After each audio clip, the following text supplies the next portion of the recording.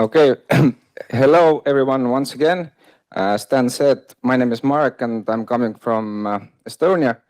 And for these past 2 days, I've been thinking that how my study or presentation actually fits into this conference, as we have seen in the past 2 days, the amazing work in R&D development.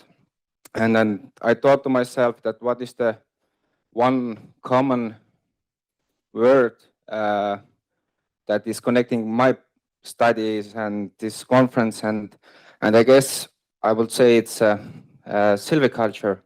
So it all comes down to this, that we all want to grow strong, healthy, productive forests for the future generations. But diving into my topic, there's these discussions in societies, especially in the northern countries, and right now starting in politics as well, about the continuing cover forestry and the selective cutting or selection cutting, how and in what circumstances it should be carried out. They are seen as more friendly for environment compared to clear cutting, as well as a solution to several different issues in forestry concerning biodiversity or the alternative use of forests. Diving into the Estonian case study, there's virtually no experience regarding continuous cover forestry.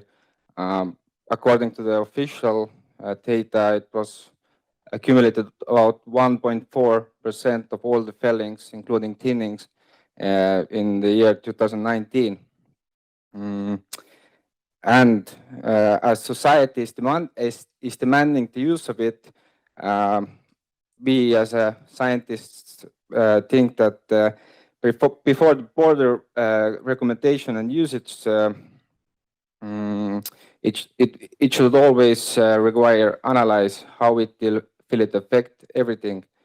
And the last part is that forestry must be research based. The Estonian there, you can replace it with whatever country, but we strongly believe that the forestry must be research based. So what we did, we wanted to find out how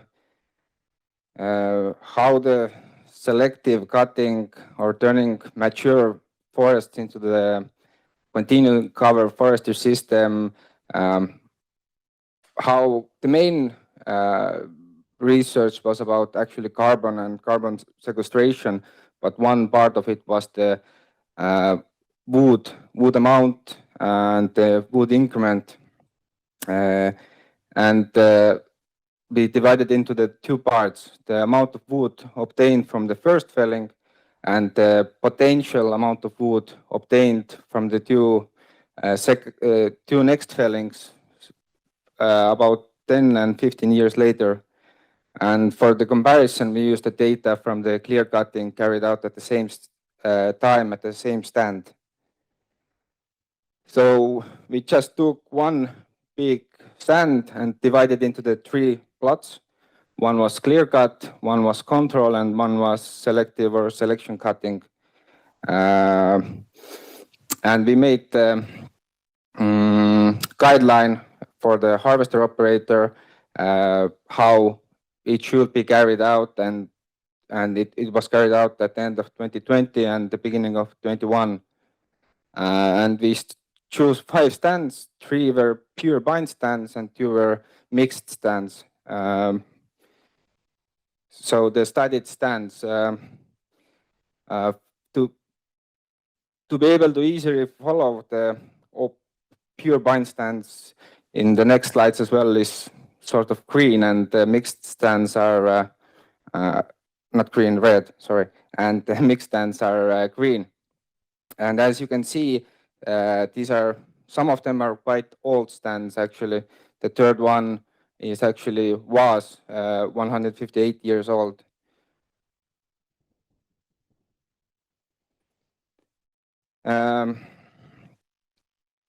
So as I said previously, there is actual no good experience how to carry out this harvest. So we had to get creative, and because there is some legislation as well, we thought that about 20% from the total stock should be harvested during the first stage of the harvest.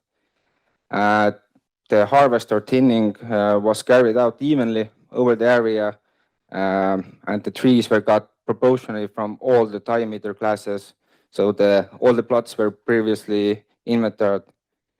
And also low quality trees, so trees with some kind of damage or just stressed trees were also removed. In pine stands, almost all the spruces were harvested, except some smaller groups from the undergrowth, as there is a very, very big danger of storm damage and also light competition. And we actually saw that 2 years after the harvest, in one of the stands, the storm came in and pushed all the spruces down as well. If possible, natural regeneration were of course preserved, and for diversity purposes and because the legislation demands it, all the dead wood, dried stumps, larger dried trees were left behind. And what we thought was the most necessary thing to do is that we use traditional mechanized harvesting, as we are trying to implement it on the big scale in the state forest. So if somebody comes and says, no, you can take it out with very small tractor or horse, it's not really reasonable financially to do it in the larger scale. And therefore, if it's harvester and forwarder, you need skids trail, and they also put some limitation to the forest growth. In mixed forests, it was quite similar, but it was more complex as there is lots of more tree species. But the idea was the same, thinning over the area, providing more space for rational generation, and spruce was also preserved. So the first felling, so as I said, we approximately wanted to harvest about 20% from the whole growing stock. In one case, it was almost 30. It was due to the lots of spruces, but the average is still around 20. So this is one of the pine sites after the first harvesting stage. As you can see, it's still quite dense, but it's mainly because of the legislations. You cannot really cut it any more sparse. One thing we looked just to show the decision makers is that what's the proportion of logs coming from clear cut compared to the selective cutting, and there's not really actually any significant difference. Just the mixed forest, two mixed forest in the below, but that's mainly because, as I said before, we wanted to remove all the trees with damages, so that they took the average down. So what's next? We projected that the next felling stage should be around 10 years after the first harvest. And since we don't have any good areas to take the measurements and give you the actual real numbers, we modeled, or we were growing the forest in computer for additional 10 years using our racial increments we took from the model trees from all the areas. So in every area, we fell 5 model trees from the different diameter classes and took the radial increments. And once again, for harvesting, about 20% of the stand stock was allocated. So the second harvesting stage, still in the fourth area, a bit over 20, but it's getting closer to the 20%.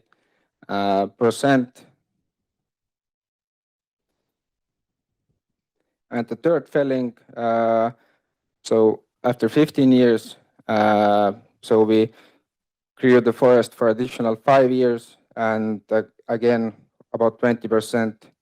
I will say that possible natural regeneration has not been considered in any of the calculations. First, because it was virtually absent, and second of all, because there is no such good data to put into the calculations as this has never been researched before. So after 15 years, how they look like. In first stand, quite dense still, but the next fourth is especially the Palajärve and Laari. They seem quite good already to be able to maybe go into the continuous cover, but there's this small problem, and it doesn't really affect what else but Estonia, is that there is a legislation which doesn't allow actually to cut down from the 18, so they are basically against the law. Managing forests, what this slide shows is that if we take all the timber we harvested during these 3 stages and divide them by the years, we see how much per year we harvested, but this is the increment per year. So this is 3-4 times more usage than it's actually growing. And comparison, the other study we did a few years ago, if we will do clear cut, and after 15 years, where will we be? So these stands are getting in quite good condition already and starting to grow quite rapidly. Therefore, sequestrate carbon and so on. This is also one of the models we did comparing the red is the selective cutting and the black is the clear cutting with the thinnings. So they reached about the same stand volume in around 30-35 years. But keep in mind that clear cut areas after these will still grow and grow, but the selective cut areas not so much. Summary and initial conclusions. From my point of view, and this is my personal opinion, is that in Estonian case, if we start to make mature, and I emphasize the word mature, stands into the continual covers forestry, we do not provide good productive stands. Regeneration is practically absent, and it's quite a complex challenge. However, I'm sure there is a place for it maybe in a small scale and in certain places around suburban areas, but you have to start at the very beginning of the forest cycle, not at the end of the forest cycle. I thank you.